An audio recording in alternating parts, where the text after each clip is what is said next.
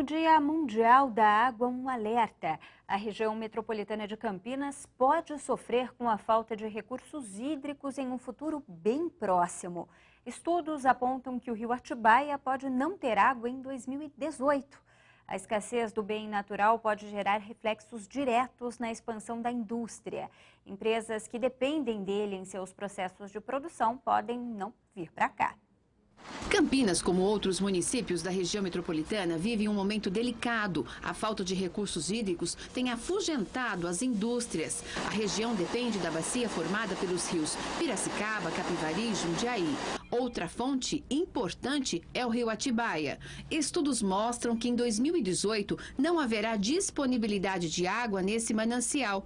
Empresas que utilizam os recursos no processo de produção não encontram espaço na RMC. É um fator hoje de infraestrutura que limita o crescimento da região. Nós já temos notícia de grandes empresas, pelo menos uma grande empresa, que deixou de se instalar aqui por não se sentir segura quanto ao fornecimento futuro de água. A maior cidade também é a maior consumidora de água da bacia do PCJ e já sente os primeiros reflexos da situação. Ao lado do distrito industrial passa o rio Capivari, mas esse manancial não oferece uma vazão suficiente para abastecer novos empreendimentos. Indústrias que utilizem um volume muito grande de água, como indústrias de refrigerantes e outras congêneres, eu acho que dificilmente o DAE, responsável pela outorga, concederia essa licença. Antecipar as discussões sobre o problema de escassez de recursos hídricos é uma das alternativas para ter soluções a médio e longo prazo. A outorga do sistema Cantareira, que contribui de forma decisiva para garantir o abastecimento de 5 milhões de habitantes nas bacias do PCJ e outros 9 milhões da Grande São Paulo, vence em 2014, mas já estão sendo avaliadas as necessidades das duas regiões. Outras medidas também já estão sendo estudadas. A curto prazo, nós temos que desenvolver uma aceleração das políticas públicas no intuito de preservar o uso, estimular o uso racional da água, fazermos uso do reuso da água, que é uma situação inédita no país. Mas nós temos que utilizar para indústrias a água proveniente do tratamento dos esgotos, para fins menos nobres. Então, essa água poderia ser utilizada no âmbito industrial.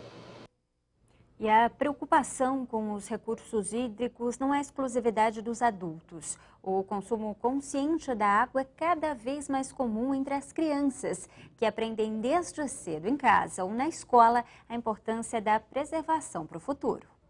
A Sandra vem de uma geração em que a economia de água já era debatida, mas o assunto, muitas vezes, ficava só na discussão. Cobrava-se, sim, uma atitude dos alunos, principalmente na época que eu estava na escola, só que diferente de hoje, porque hoje os alunos têm consciência e têm uma ideia de cidadania bem maior do que eu tinha antigamente. Mas com o filho Vinícius é bem diferente. A cobrança da mãe é implacável. Eu sempre procuro fechar a torneira quando eu escovo o dente, em vez de regar a planta com uma mangueira, eu rego sempre com regador para não gastar muita água. E eu aprendi sempre na escola e em casa que a gente, sem a água, a gente não consegue viver. E ele tem razão. São pequenas coisas no dia a dia que fazem a diferença. Uma torneira aberta por 5 minutos desperdiça cerca de 80 litros de água. Usar o vaso como lixeira, então, nem pensar. A cada descarga, lá se vão 12 litros. Outro vilão é o chuveiro. Um banho de 15 minutos gasta 135 litros em uma casa. No apartamento, sobe para 240 por causa da pressão na rede. A conscientização ter avançado nos últimos anos, um fator atrapalha o consumo consciente. A grande oferta de água que o país possui acaba barateando o fornecimento para a população. E se não sente no bolso, o brasileiro abusa no desperdício. Apesar dela ser um recurso escasso hoje em dia, as pessoas elas tendem a fazer uma associação com valor econômico.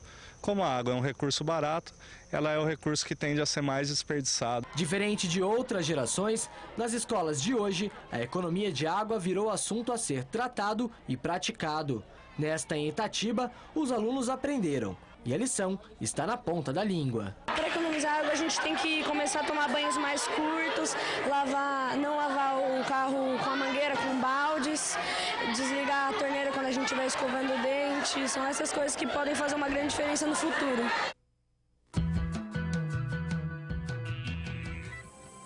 A frente fria que ficou estacionada nessa semana no Sudeste começa a se dissipar aos poucos. Mesmo assim, ainda há muita nebulosidade na nossa região. O primeiro sábado do outono terá sol entre nuvens e possibilidade de chuva em vários momentos do dia. Em Campinas e Itatiba, máxima de 25 graus. Em Limeira, de 26. Em Sumaré, os termômetros não passam dos 27 graus. E veja a seguir, Ponte Preta não passa do empate com União Barbarense. Já o Guarani perde para o Paulista e se complica ainda mais no estadual.